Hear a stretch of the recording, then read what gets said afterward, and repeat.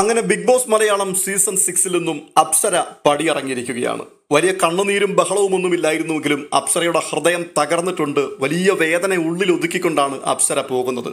ഇടയ്ക്ക് 1-2 പ്രാവശ്യം വിളിച്ചു പറയുന്നുണ്ടായിരുന്നു, എനിക്കിവിടുന്ന് പോകാൻ മനസ്സില്ലടാ എന്ന്.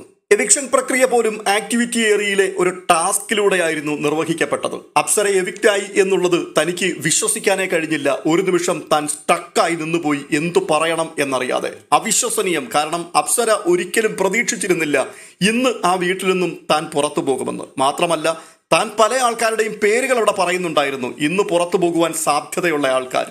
അവരാരും പുറത്തു പോകാതെ അപ്സര പുറത്തു പോകുമ്പോൾ ഞെട്ടൽ തന്നെയായിരുന്നു തൻ്റെ ഉള്ളിലുണ്ടായിരുന്നത്.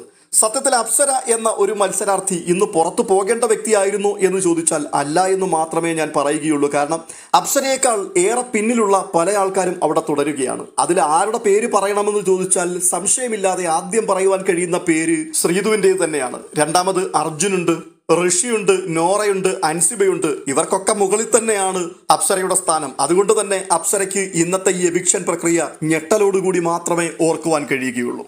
ബിഗ് ബോസ് മലയാളം സീസൺ 6 കയറിയ അപ്സര എല്ലാവരെയും ഞെട്ടിക്കുന്ന പെർഫോമൻസ് ആയിരുന്നു തുടക്കം മുതൽ കാഴ്ചവെച്ചുകൊണ്ടിരുന്നത്. പ്രത്യേകിച്ച് ക്യാപ്റ്റൻസിയോടുള്ള ബന്ധത്തിൽ മാസ്മരികമായ പെർഫോമൻസ് എന്ന് തന്നെ വേണം പറയാൻ. ബിഗ് ബോസിന്റെ ചരിത്രത്തിൽ ഇത്തരത്തിലുള്ള ഒരു നല്ല ക്യാപ്റ്റനെ കണ്ടെത്തുവാൻ വേറെ ആരിലും കഴിയുകയില്ല എന്നാണ് എനിക്ക് തോന്നുന്നത്. എന്നാൽ ക്യാപ്റ്റന്റെ പട്ടം അഴിച്ച് താഴെ വെച്ച് പുറത്തിറങ്ങിയതിനു ശേഷം അപ്സരയിൽ ആകെ വലിയ മാറ്റങ്ങൾ കാണുവാൻ തുടങ്ങി.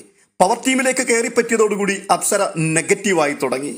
പിന്നീട് ഒരിക്കലും അപ്സരയ്ക്ക് തൻ്റെ ഗ്രാഫ് മുകളിലേക്ക് ഉയർത്തുവാൻ കഴിഞ്ഞില്ല.